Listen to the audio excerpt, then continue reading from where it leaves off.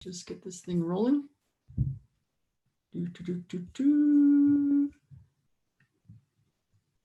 I reached out to Tom and asked if we could hear more about how one might get to be their own inner physician. Let's just share this. Let's see. Not there. Save. Here we go. Hang on a second. We'll go. Where's my Miracles, Magic, and Coffee? Here we go. Okay, so there's that. Let's go ahead and put that in your email. Good. Save. Save.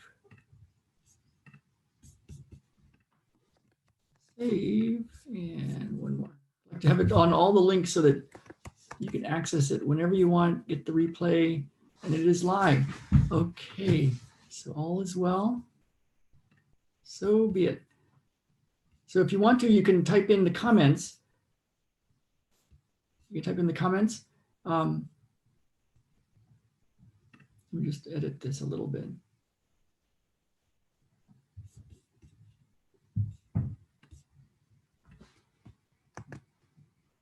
There we go. Okay, so type in the comments if you want, and we should be good to go there. Let me just make sure this is good. Yeah, okay, so all is well. Tom should be on in a little bit. So yeah, I had some thoughts that came to me that I wanted to run by Tom, because I've seen a lot of healing and a lot of miracles and a lot of stuff, and trained with Tom and the late Sharon G. Mateo, his wife, through all those years from about February of 2000 onward. And there was one thing that happened. I'll tell Tom again when he gets on in a second. That was interesting. There was a time when I was taking what was called Cardiac 1. So there was all these different courses on how to help fix up somebody's heart. Help clear stuff that was in the way of them getting their heart well. It's what was used on me in the beginning, that got me back to running after 8 months of not being able to run. My body had been protecting my arteries, and the practitioner had shifted that, and then I was able to run right away. Like 2 days later, I went for a run, and I was able to run, and we worked on my heart. And so I was taking Cardiac 1, and one of the therapists, one of my friends, asked Sharon, because the techniques are really strange looking in the beginning. You're like, you push here, and then it unlocks the aorta, and then you can pick up a hole or like some disruption in a membrane wall, a little integrity issue with the membrane wall, and then here's the way to fix it up. And some of these techniques don't seem very intuitive. Like, why would you be holding onto the heart and the thumb at the same time? And why would you be pushing here and here in these specific directions and holding that? So she asked Sharon, she says, how did you figure out that technique? Because it was so out of the realm of like, well, it wasn't intuitive to just look at it.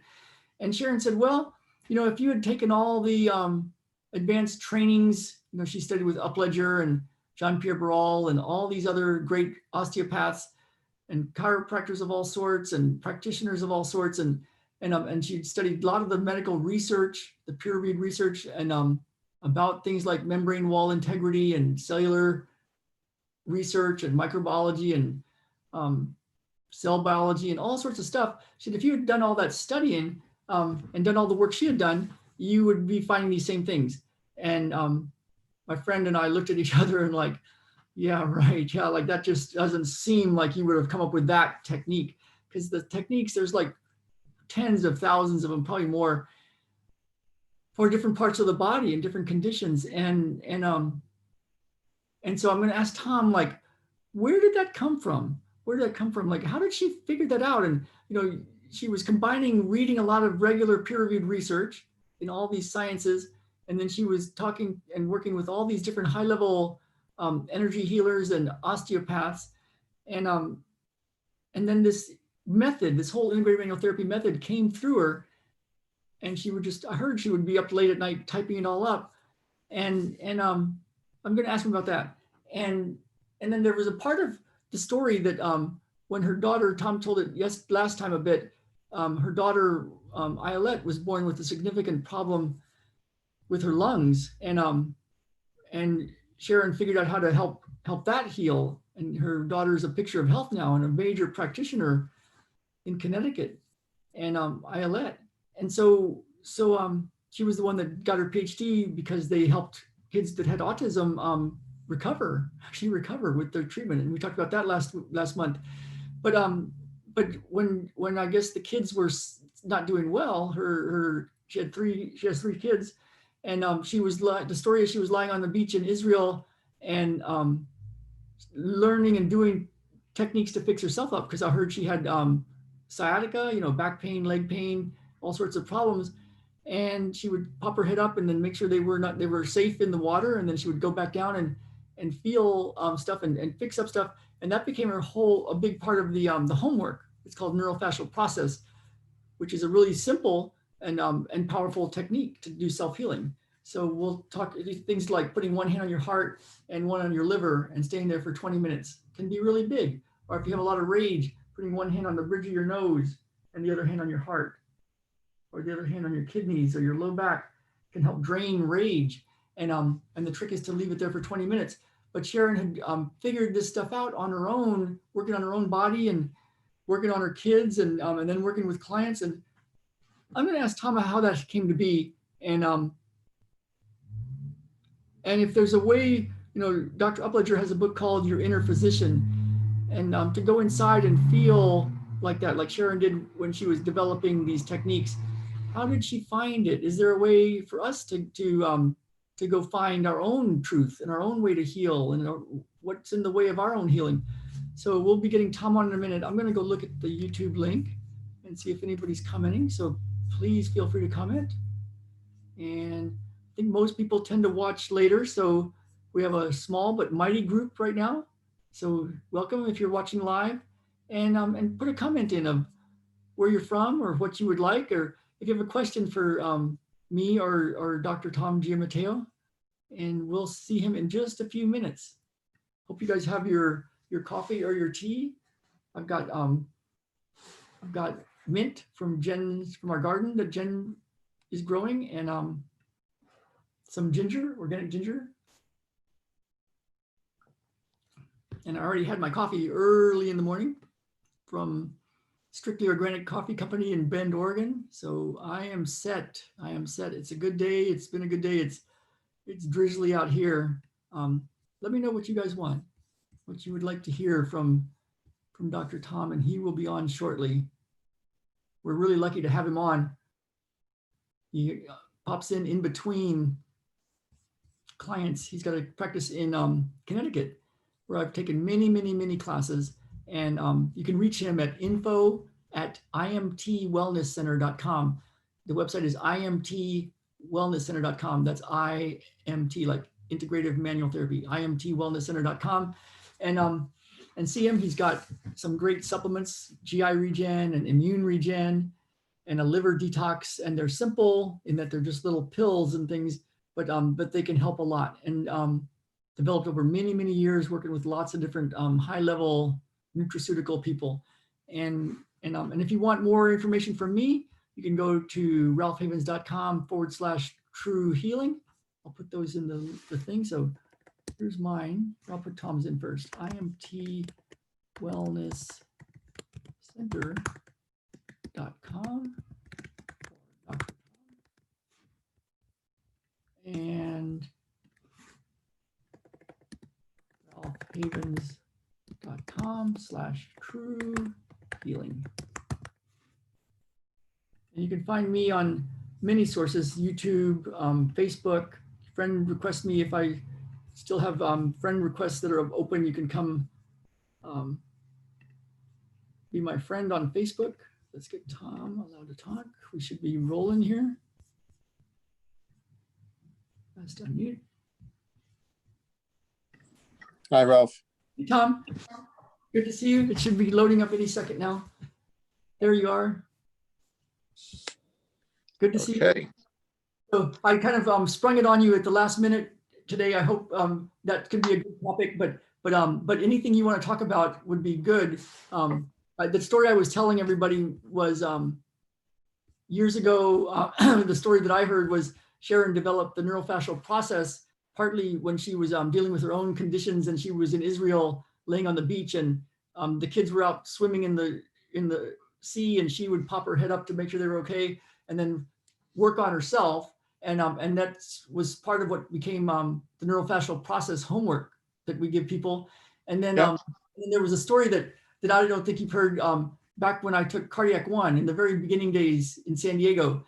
And one of the therapists, from the Southern California area, Martha, we were taking Cardiac One, and Sharon was teaching us, I think, type 1s. And it's like, hold the hand on the heart and hold the hand on the thumb, and then do this technique, and then hold the hand on the heart and hold the hand on this other part of the body far removed and do this thing. And Martha said, Sharon, how did you come up with that specific technique? And Sharon said, well, if you had taken all the stuff I've taken and studied all the research and worked with everybody that I worked with, you would have come up with the same thing. And we looked at each other like, yeah, right. And so I thought this could be a good segue into like your inner physician and finding your own truth, and just stories of how this very interesting, kind of strangely unique, simple to do, hard to figure out how it ever came to be method, what happened. Like you've also taken you're like doctor on many different levels, medical school in different, multiple times, and gone through your own healing stuff and studied with these same osteopaths and other healers. And you guys came up with something that it's crazy how big it is. So yeah, any stories or anything else you want to talk about? So here's the Body Wisdom book, which was the essence of neurofascial processing. It's the medical terminology for it. But this Body Wisdom book, Sharon wrote for everybody, for just the normal person trying to figure out different things. And it explains why the handholds work in many different ways. So the first chapter is about her life and her history. The second chapter is about why do we put our hand on the heart? Why do we put our hand on the liver? And what does it do on a mind, body, and physiological component of it? And the last, Ralph, is about 40 different techniques, from headaches to back pain to knee pain to upset stomach to sleeping. There's a little workbook in the back, and you could just go, and there's a sequence of touching there that will help with it. So it's something that I use to this day. Every night I go and I touch two places as I fall asleep. And so it's even with all the techniques that I've learned, I'm using that every day. Yeah. So neurofascial processing, NFP we call it for short, is a type of acupressure.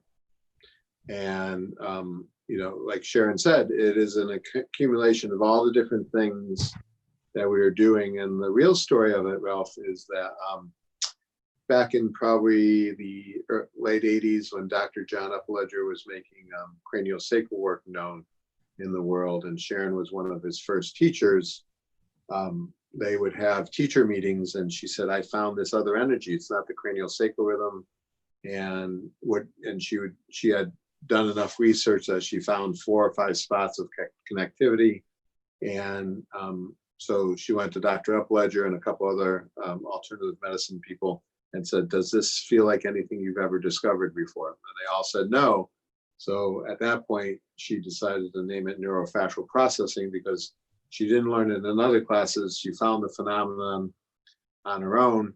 And, for the first 5 to 10 years of playing with it, that's all the therapist would do, was just come in, and you would do a 45 minutes to an hour session with a physical therapist, and they would make the connections for you. And was there like a lot of process to it? Like I heard it used to be called vector therapy, and you had to do all sorts of things, or Yeah, well, it was a little bit of that. And Dr. Upledger never felt those energies before. He said, you have something new here. And then we did some research. Louise Hay is a very famous author in the 80s and 90s that really brought alternative medicine up healing pieces. And she wrote one book, You Can Heal Your Life. And what she did in her PhD was go through all the older sciences like Ayurvedic medicine, acupuncture, and put them all together. And she would say, okay, if your elbow hurts, that means one thing. If your foot hurts, it means another thing. If your eye hurts, it means another thing. And it's a great chart when people realize that when they step off the medical Western medicine definition of disease and follow the holistic definition of disease. And the holistic medicine definition of disease is person that is not of ease. And it can be taken in a number of different factors, mind, body, or spirit. So it can manifest in any of those pieces. If you worry too much, you can get a stomach ulcer. If you keep worrying more, you can actually get stomach cancer. Or if you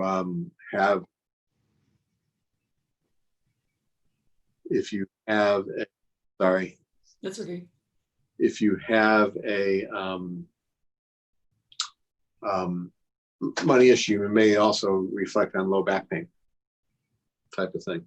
So we've heard that so much. And in Chinese medicine, we actually had a piece where, for 6,000 years, if you have liver issues, about anger. If you have heart issues, it's about sadness or joy. So bodywork has been around. So it could have been vector therapy before. And we used to practice it, and we had 14 sites. And that's what's written in the book there. And we relate them to chemistry, physiology, structure, and also mind-body connections in those pieces. And you would come into her office, which used to be called Regional Physical Therapy, and the therapist would make the connection. And what we played with maybe a month and a half ago was when you do put your hand on your heart, and then you put your hand on here, there is a strong magnetic connection. So if you took your hand off your head and you just moved your hand slowly onto your heart and back on off again, and then you put your hand back on your head, there's a stickiness that's created, like there is a connection between them. And the real depth of the process is after you get a little bit quiet in yourself, you could actually feel it get sucked in for a couple minutes and then it comes back out again. It gets sucked in for a couple minutes and comes back out. So it has this cycle to it. And the ideal treatment is to go when the stickiness is at its least, it's less sticky. And so you start it, you make a connection 2 or 3 minutes in, it feels like you can't even move your fingers off the body. And then another 10 to 15 minutes out of it, it just feels like, okay, the hands are disassociated. And that's the ideal time to let the body go. And if you held it for a few minutes more, it'd go into another cycle, right? And sometimes we used to order like, okay, you're going to do that for 3 hours, not sometimes in a row, but not a cumulative time of that whole process. And as we got more tools, it became our homework to the body. Sorry about that again. It became our homework to our tools of the body, where when we finished doing our tools of releasing things, we'd send clients home with it. And every newsletter that I write, which we call RBDs or biological, our newsletter is there's always an NFP for the people, and I've sent you 1 or 2 of them. We've posted them before, and that sequence seems to have a code that breaks down things at the same time.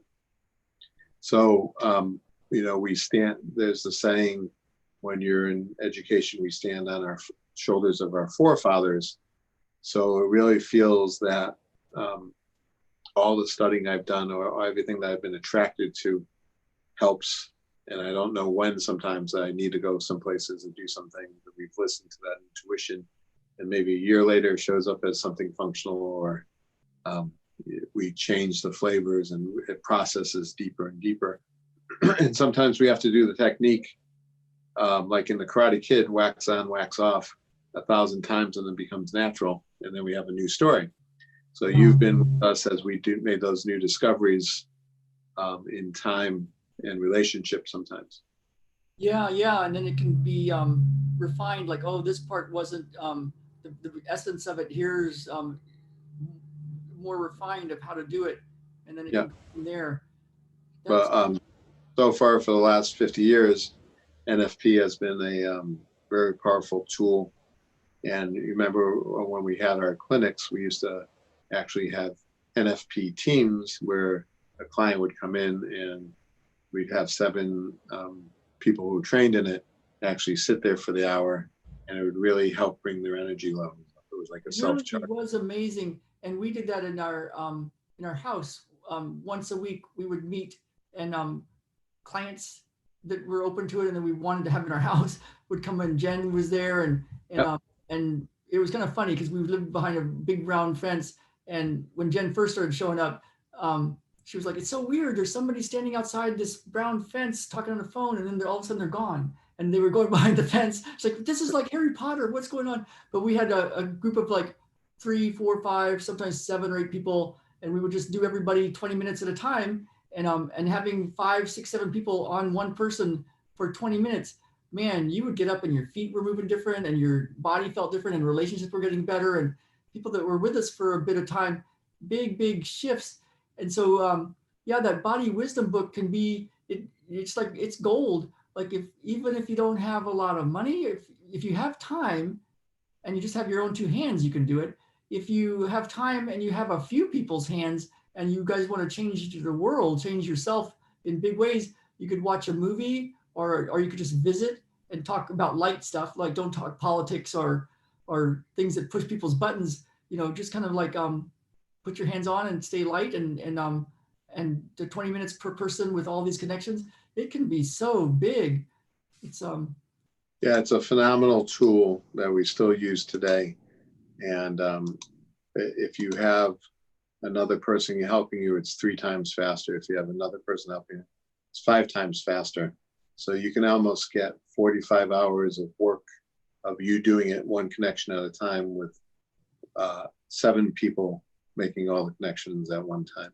Yeah, like if you can imagine you're on the table and you got your hands on your liver and your heart, and Tom has his hands on your head on 2 spots, and I've got my hand on your back of your lungs and your low back. My hand is connected to my other hand. Tom's hand is connected to his hand. Your hand is connected to your hand, but my hand is connected to everybody else's hands too. So that's how that exponential thing works. Yeah. So it's just an amazing tool. And after you, and in the Body Wisdom book, it gives you enough education. So the ureters, which are behind your back, right above your belt, are the connections between the kidney and the bladder, and they're wonderful for drainage and swelling. So we used to teach everybody that if you ever sprained your ankle or got a burn on your wrist or went to the any dentist. trauma, yeah, or went to the dentist, you make that connection. And we have a little story. One of our partners, her daughter was on the hockey team, and he gets a phone call. She's at practice, and she like ran into something, and her shoulder's probably broken. And he comes into the locker room, and she's doing that to her, holding the one hand behind her back and the other hand touching the shoulder. And the pain wasn't there. She was able to work faster and everything else. So there's some very handy tools in that whole process. And yeah, that's probably one of the easiest way to start understanding a little bit of integrated manual therapy is the Body Wisdom book. You can still find it on Amazon. Yeah, I'll find the link and put it on in the comments. And then and there's all sorts of stories of us practitioners, something happening like that, and then calling you guys and Sharon and you just reading off as if you're looking at the teleprompter. You don't even like have a split second to like, okay, let me tune in. What's going on? It's just like, oh, okay, here's what's going on. Go fix this, and this up.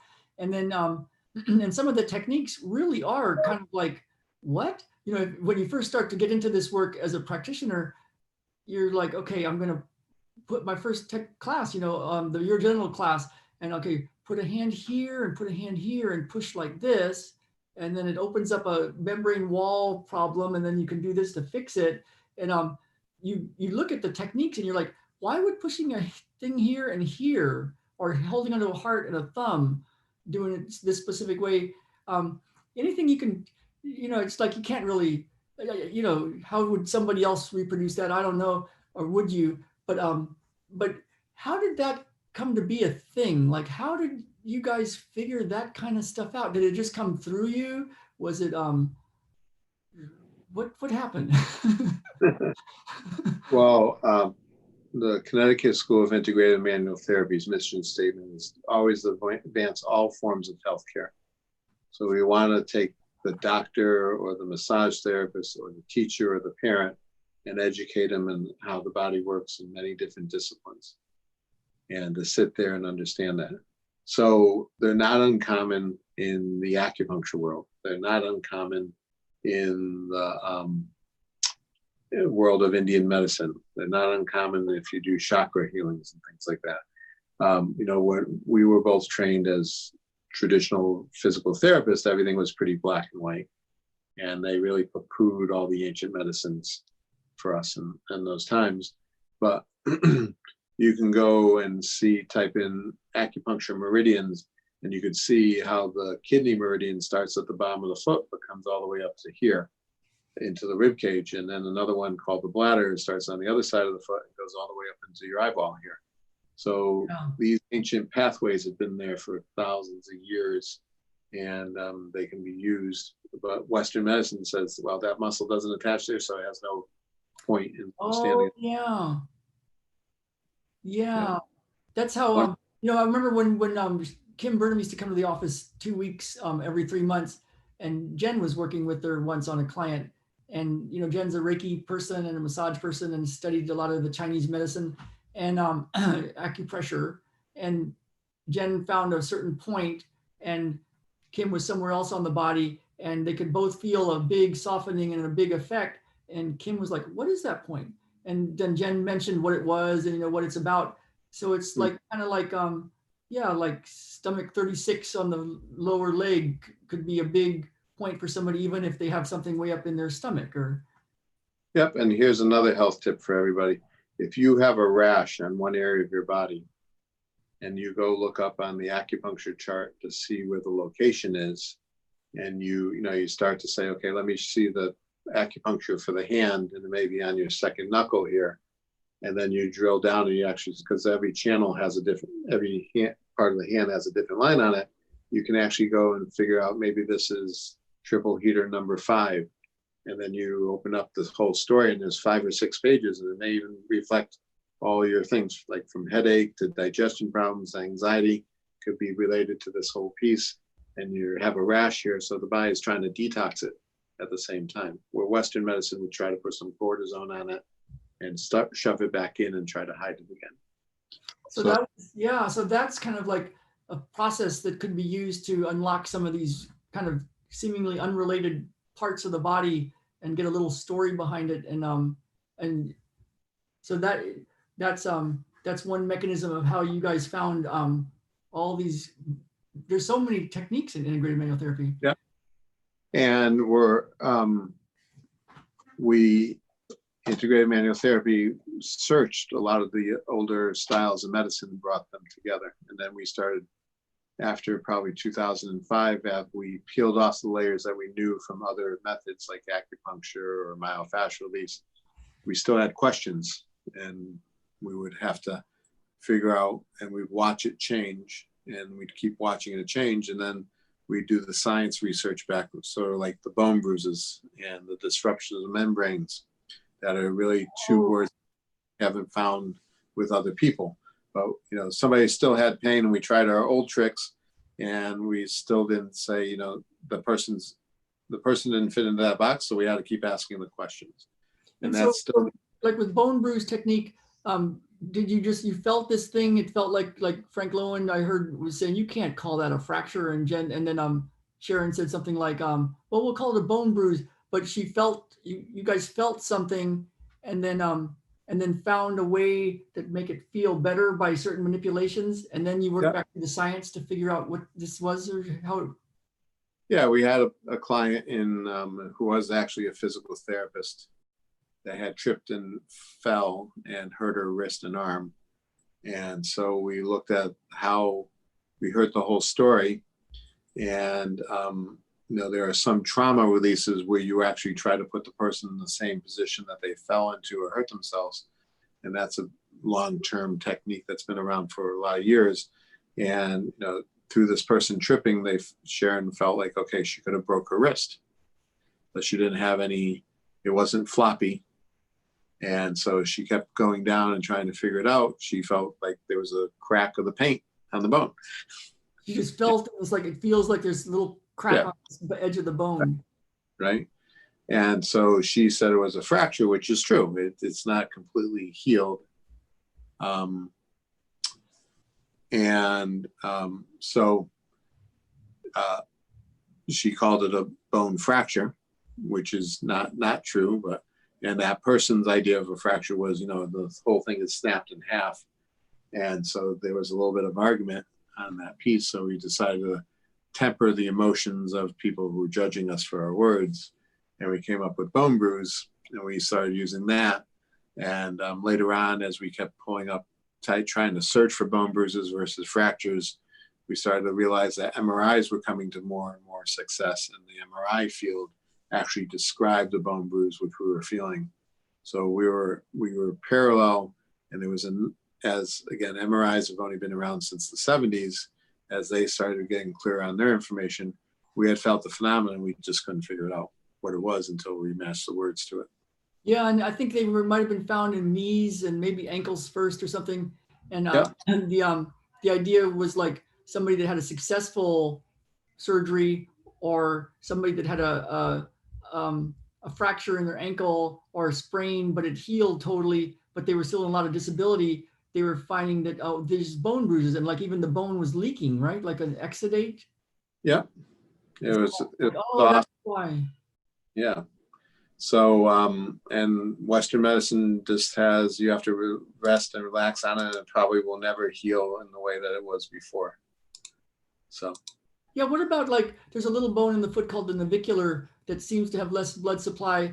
What would be like somebody has something that's just not healing, like something like that, some stopping them from running or living or whatever. But Western medicine might say, well, there's just not that much blood supply to this area, and you've got this bone bruise that's still going to just be there. What would be like an integrated manual therapy way of looking at something like that? Well, I'll tell you a story. How about that instead? We had a professional singer. I may have used her last example, but she's been singing and making records and pretty famous in her world of folk singing. And she really just uses a guitar and her voice. And, she has to carry these tunes with long notes that she holds. And she came to me maybe April of this year and said I had paralysis. She had paralysis of her vocal cord, and she was just starting with a speech coach, a speech therapist, and a voice coach trying to rehab it. And so she's come in maybe for 7 visits, 1 hour each. And we peeled away the story. And about 3 weeks ago, we went out and her voice coach zoomed in and we had a meeting together. And I asked her to show me how she was making the documentation of if this was improving or not. And when she was holding her voices and her tones, I could see that the body wasn't really working. But if we went back into history, this woman at 60 plus years old had an appendicitis 4 years ago. And then 2 years ago, she broke her right wrist and had to have hardware put into it. And about 12 months ago, she had a flu, and then her vocal cord was paralyzed. And we actually went down and I treated her foot, and her voice got stronger because all the hip was torqued and she was walking flat-footed. So we put an orthotic under her foot, and her voice got super strong on that position. Wow, isn't that cool? And you could have left it at just an orthotic, but instead you did a structural thing to help the foot. Mm-hmm. Yeah, and we're releasing the scar tissue in the appendix area, we're releasing the scar tissue in the wrist, and her voice keeps getting stronger and better. Great. Yeah, that is a great story to talk about integrative manual therapy, how it just it really shows how connected everything is. Yeah. Super cool. And so these days you have a whole group of people that still see you for winter school and summer school and other classes. They physically go to Connecticut, right? Well, or before this yeah, COVID? we do have, it's hard to teach how to touch somebody online. Yeah. So that's some of our discussion in the future is if I can't, you know, if we had two pieces of wood and they were, you know, like two railings from Home Depot that you'd use on your staircase, and one's made of maple and one's made of pine, and I handed them to you, you would be able to say there's a feeling that's different, but you probably wouldn't be able to say this is maple and this is pine. You'd know that there's a difference in the density. So a lot of integrated manual therapy in the first year or two is learning how to touch and being able to say, okay, this feels like an artery, this one feels like a vein. So I say we teach the braille of the body, and so then other people have different words for the same thing. So we actually go and say, okay, this one feels maybe soft, and this one feels warm, and this one feels. So we try to use all the person's senses, and that's sort of something you can't do on a solo Zoom session as much. Yeah, it could be done somewhat, but it's not. I remember the first time you were teaching me, the first class, it was infection. I think it was called IM, infection motility. IDM. IDM, Immune deficiency motility. Yeah. And it's like this infection process, and you can feel where it is in the body, where the infection is. And you were talking about what it felt like, and I was like, can you just show me one? Because I was trying to find it. And it's right here, and I'm like, oh, I see it. And then I had it, like, oh, that's what it is. And so before I would have been like I remember Greg Johnson of Institute of Physical Art. He was good friends with Gail Wetzler. I think that's her name. What's the name? Yep. Yeah, in Orange County.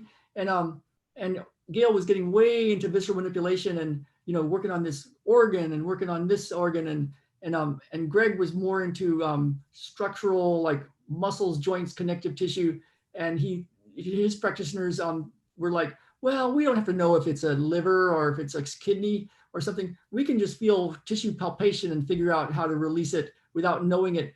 But there's something really valuable about being able to discern, is this just a rib, or is this a kidney, or is this a part of a kidney?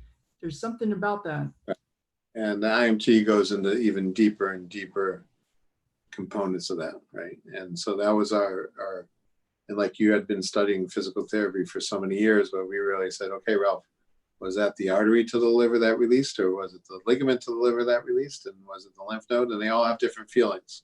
Yeah. So a lot of body workers have touched some things and they get soft and the pain goes away, but they really don't know what they touched. And it doesn't give you the whole story unless you know the background to it. And you can feel it. Is there something valuable? I mean, I think I feel there is, but is there something valuable about like when you know you're not on a rib that has a problem, but you're in a space between the covering of the heart, the pericardium, and the heart, and there's a little something there to know that's where the thing is, compared to it's just under your hand under a rib, calling it a rib. Is there something about consciously knowing that or being aware of that that's part of this healing thing? Or is it more that you have to do something at that point to it, or is it a combination? What do you think that is, like that discernment between like an orthopedic physical therapist would say, well, that's a rib and it's tight. And an integrated manual therapist might say, well, that's infection between the heart and the heart lining. It's the more specificity and the more awareness you have to that person's issues, the faster it will get healed. That's what my experience has been too. It's just being aware of it. Yeah. And that's also a quantum physics terminology versus a Newtonian physics. So the word quantum physics is multidimensional, and Newtonian means Newton physics. Newton, who described velocity. So quantum physics, everybody's aware of the Big Bang TV show. So quantum physics words are getting out there even more. But so the more specificity that we have, the more awareness we have, the more that things will change. And if we go esoteric a little bit, people who set up a prayer group to pray for somebody's health can change their health. But if they knew that they were going to save the heart a little bit more, they'd even get a little bit more healthy on that piece. And then there's, if you go really nerdy into science, there's Schrodinger's cat theory. And this was an experiment of quantum physics that says, does the scientist change the experiment because he has an expectation of it? And there's this description about this cat in a box. Did the cat live? Did the cat die? How do you know? And if you open the box, was he dead when you opened it? And so there's a lot of circular talk around which way is true. And I think, we're getting into those quantums. And if you don't know what you don't know, you would think that you get people better. Yeah. So I've seen a number of different philosophies of physical therapy and chiropractic and other things. And, the healing arts of recovery and repair, I feel that integrated manual therapy goes that next step and asks the next question. I know, that is so true. There's a guy named Claude Swanson, in his book about connective universe or something, I think it was about energy stuff, and he studied quantum physics guys, PhD from MIT and I think Princeton, but he has a giant book, 2-volume set. And he talks about a Qigong master from the Bay Area, and Penn State did a study where they had cancer cells in Petri dishes. And they said, okay, master, I forgot his name now, but used to have his name right here. But they said, kill these, but don't kill these. And he did his thing in the Bay Area, and in Penn State, they noticed those Petri dishes, the cancer went away.